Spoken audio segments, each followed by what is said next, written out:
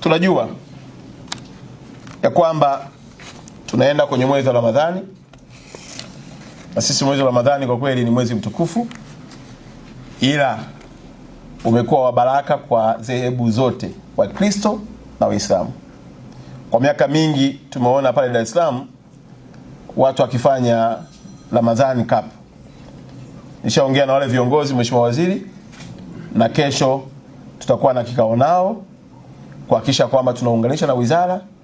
Ramadhani Cup tunaipeleka kwenye mikoa 5, yawe ni mashindano yanayohamasisha na kuwafanya watu tukabaki pamoja. Unajua mwezi wa Ramadhani huwa ni mwezi ambao ni kama kwa lazima vile. Wakristo na Waislamu wote tunakaa pamoja, na wengine tumelelewa kwenye familia za Kiislamu.